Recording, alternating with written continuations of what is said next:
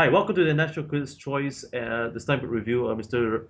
Sandor Alex Katz, and I am so privileged to have you on my show on this online platform. I believe that this is the first time that you're coming to Singapore, all the way from the United States, to perform your outreach on fermentation. Is that correct? It is correct, and I'm very excited to be coming to Singapore in just a few weeks. Now, Mr. Sandor, tell us, what is fermentation? Because a lot of people around the world, even in Singapore, when the word comes to fermentation, they think about wine, because wine ferments and and so forth. Well, certainly wine and beer and sake and other forms of alcoholic beverages are the most famous and widespread form of fermentation. But any food or beverage that involves the transformative action of microorganisms, yeasts or other kinds of fungi or bacteria, is regarded as a fermented food. And people all around the world eat fermented foods. I would say most people on this earth eat fermented foods every single day. Things as basic as bread or cheese. Or many forms of preserved meat or condiments such as soy sauce or hot sauce, vinegar. Fermentation is involved in, many of the greatest delicacies that people around the world eat, as well as the most basic daily staples. Now, when did you first discover that that fermentation is the way to go, and the formula for you and for the world? Well, I mean, it's not that fermentation is the only way to go. I mean, I certainly don't eat only fermented foods, but I don't think it's unusual. I mean, I think almost everybody on this earth, whether they're thinking about it or not, eats products of fermentation every day, because they are compelling flavors, because they result in foods that can be preserved. So our ancestors, prior to the spread of refrigeration, were using the power of fermentation in order to preserve food. I grew up in New York City, and as a child, one of my favorite foods were pickles, cucumber pickles that were fermented, and so I always had I always loved the flavor of fermentation and was drawn to fermented foods. But what got me to begin a practice of fermentation for myself is that I moved from New York City to a rural area in Tennessee and started keeping a garden. And so it was the practical necessity to figure out what to do with abundant crops coming out of the garden that spurred me to begin to learn about fermentation for myself. Um, and then once I began fermenting food and discovered how much fear there is in our culture, where we are raised to, regard bacteria as dangerous. Many people approach the sauerkraut by saying, how can I be sure this is safe? How can I be sure that I'm getting good bacteria rather than bad bacteria? And so I began to recognize that there is, just a cultural fear of bacteria, which is really, I mean, I would say irrational. We need bacteria in order to survive. In terms of our food, bacterial foods tend to be among the safest because in an acidic bacterial food, it is impossible for any food poisoning organisms to grow. So, all of these, ancient methods for effectively preserving food are also strategies for food safety because they, really enable the food to stay safe and to um, um, fight off any potential food poisoning organisms. Now, you spoke about in your website that you want to encourage home fermentation, experimentalists, and also to propel more live culture foods. Um, can that be done in homes like Singapore, where we don't really have much land, uh, how do we resort to for those who are living in apartments? How Well, I mean, certain fermentation processes, such as fermenting vegetables. The sauerkraut is the German European tradition. Kimchi would be the Korean tradition. There are Japanese traditions, Chinese traditions, Malaysian traditions. People all over the world ferment vegetables, and even in a tiny apartment, if there is a vegetable stand where you can go and buy fresh vegetables, all it takes is a knife and a cutting board and salt. So you simply chop up the vegetables, lightly salt them, squeeze the vegetables with your hands, and that bruises the vegetables and breaks down cell walls and makes them very juicy. And then you stuff them, pack them tightly into a jar, so that the vegetables are submerged under liquid. And really, people with a tiny, tiny kitchen can do this. Anyone can do this. You don't have to live on a farm. You can take vegetables and make something that is probiotic and very delicious, that you can eat with any other food that you eat, and it does not require elaborate preparation, even in a very small kitchen. Now, you have written a book called The Art of Fermentation, and it's now available in all leading bookstores as well as on Amazon and more.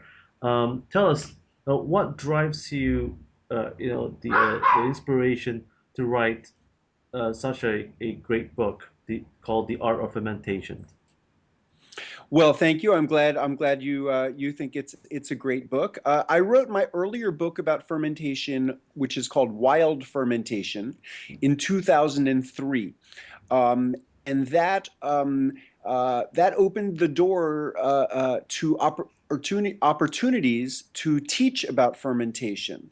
Not only all across the United States and Canada, but abroad as well.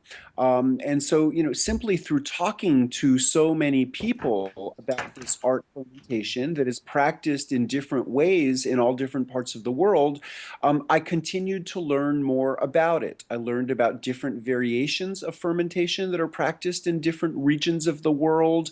I learned about stories of what people's grandparents used to do, foods that people left behind in the countries that they came from. Problems that people encountered when they attempted to do fermentations at home. And so, as my education continued and I collected more information, at a certain point, I felt that I had lots of new information to share, and so I wrote this new book, The Art of Fermentation. And it's my observation that fermentation is so important and practiced in so many infinite ways, that I find myself collecting more new information, and even the art of fermentation does not is not comprehensive. Now, about the process of fermentation, how has that helped you, and also how has how has fermentation itself right now today has actually, sorry about that. No worries. Okay, let me repeat that question again. Okay. Yeah, sorry. Now, how has the process of fermentation has actually helped you in your health, especially for those who have AIDS, and because you said that it has in a way make some new breakthroughs and discoveries in this process. And Yeah, I mean, what I have said is, I mean, I have been living with HIV for more than 20 years, and what I have said is that fermented foods have been part of my well-being. That does not mean fermented foods are a cure for HIV, or for any other specific disease. I mean, personally, I feel very skeptical when people claim that some particular food is going to cure some particular disease.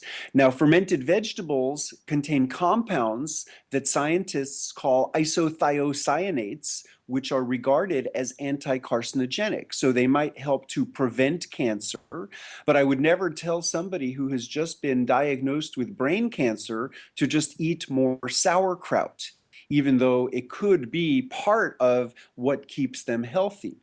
So I would say that foods with live bacterial cultures, foods like fermented vegetables, foods like yogurt or kefir, many other types of foods that contain live bacterial cultures can be helpful for anybody's health. They enable us to digest food more effectively and to extract more nutrients from our food. Um, and they help to stimulate our overall immune functioning and our overall digestive functioning. Anybody's health can be improved by those things. If you are the healthiest person in the world, or you have been living with chronic health problem, or if you are experiencing the effects of aging, or if you are in the middle of a health crisis, no matter what the status of your health, the improved digestion and immune functioning that bacterially rich foods can give you can be very helpful and promote better health. Say that without claiming any particular cure to any particular disease. Now, thank you so much for your advice, Mr. Sander. Now, another question we have for you is that um, what sort of diet do you go on to on your everyday life? Do you depend on just fermentation food every day? Well, I do like to eat some fermented food every day, but I know I eat everything. I eat lots of, fresh vegetables and fruit. I eat meat, I eat cheese, I like soy sauce. I mean, I eat many, many different kinds of foods. Um, but uh, but like most people on this earth, many of them are products of fermentation. Now, how can those who have AIDS able to find hope and able to find foods that will keep them, alive at least, like yourself? I mean, you have managed to do Well, that for a long time. but I need to be honest with you and tell you that I also take, HIV medications. For the past 15 years, there actually have been very effective medications for HIV for people who can get access to them. Okay, no, no problem. And of course, people with HIV, like everybody, also needs good nutrition, and fermented foods are part of the picture of good nutrition. But I don't want to give the impression that there are just some miracle foods that will prevent HIV from developing. I understand, sir. So, Mr. Sandor, uh, could you give us three key points on how others can find hope and what sort of processes, well, I will not say processes, what sort of uh, perspective that you have decided to adopt to to remain active and as well as not having to worry about, well, I have AIDS and there's no hope. How can people like yourself able to find hope and able to do you have any secret? Oh, I would say I have no particular secret. I am a hopeful person. I am very grateful that there are, medications that are effective at preventing HIV from progressing. I think for anybody, eating well is very, very important for maintaining good health. And I think fermented foods are an important part of that picture. And it's very empowering to be able to do something for yourself that helps to make you feel good. And that's part of why I am so enthusiastic about fermented foods. And let me just take one moment to mention my website. which is wildfermentation.com. And I have lots of information about fermentation, links to interesting information and resources on the World Wide Web, as well as information about my books and my workshops. And I do have a workshop coming up in the middle of February in Singapore. And there is information about the workshops on my website at wildfermentation.com. Now, what can consumers, as well as your fans, can expect when you are in Singapore? Well, we will be doing 3 days of workshops. They will be intensive. We will learn about many different types of fermentations, and it will be hands-on. So people will have direct experiences with the ferments and lots of different delicacies for people to taste. Um, uh, and also we will be doing 3 fermented dinners as well. That will not be direct participatory workshops, but will be more, dinners with discussions of how the foods are made. So we'll be doing a number of different activities, at the same place, 2 a.m. lab in Singapore. Now, why did you choose 2 a.m. lab and not anyone else in Singapore? Oh, it's more that they chose me. They were the people who invited me to come to Singapore, and I'm very excited. I'm always excited to come to a different part of the world, and Singapore is especially famous as a international metropolis of culinary fusion. So I'm very excited to come. Now, before we go further, what would be your favorite cuisine that you would like to explore when you are in Singapore?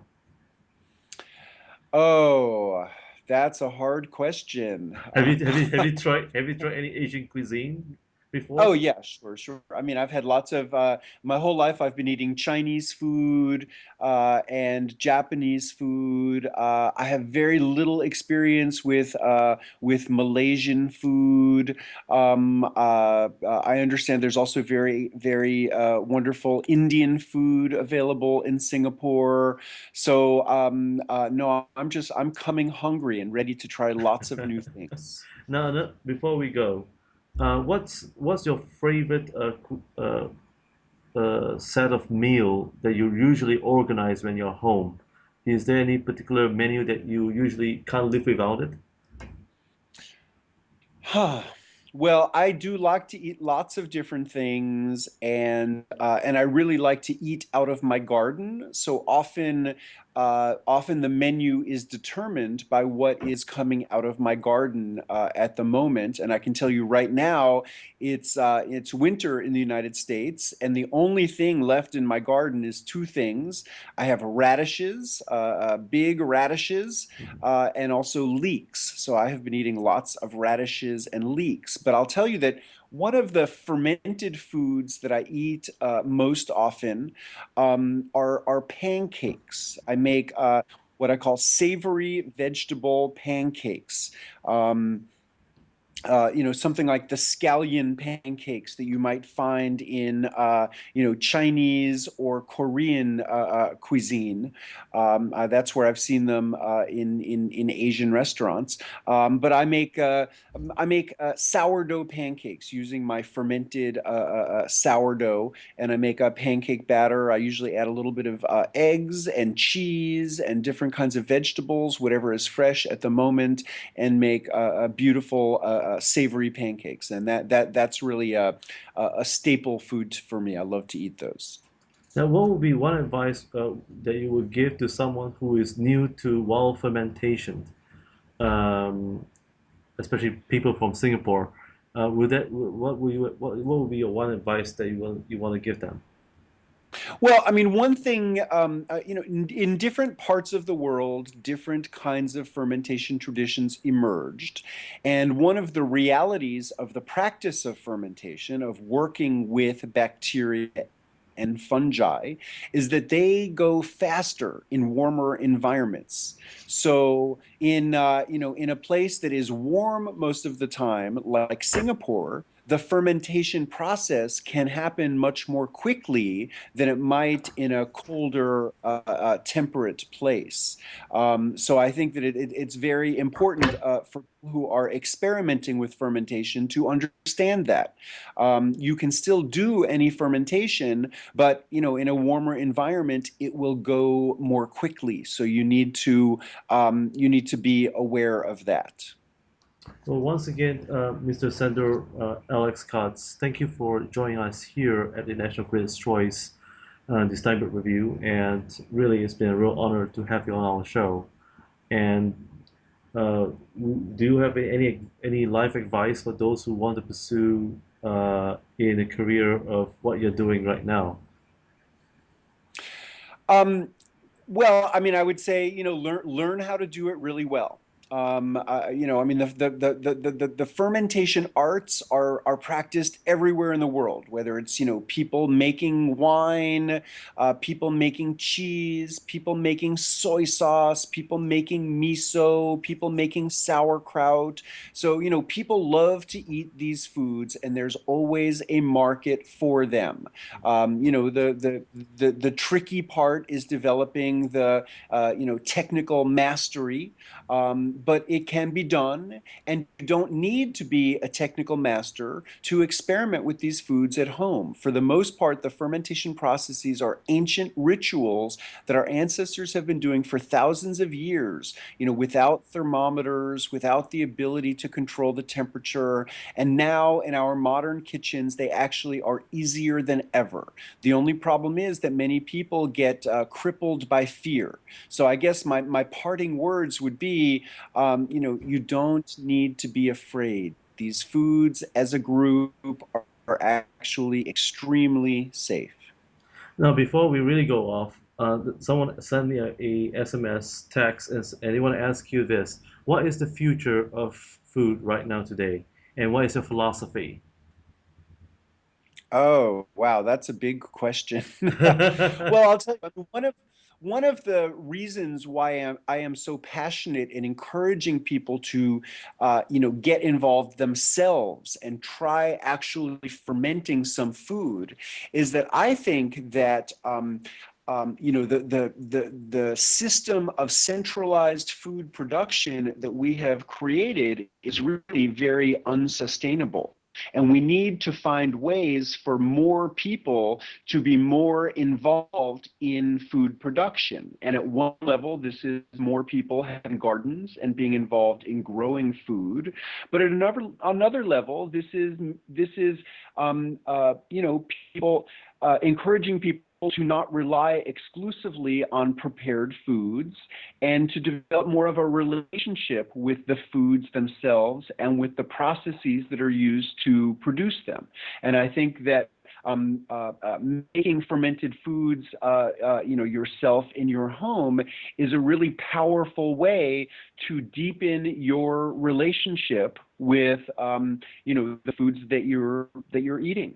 And I think that this is a very profound and important process. And it's the first step in what I call reclaiming our food.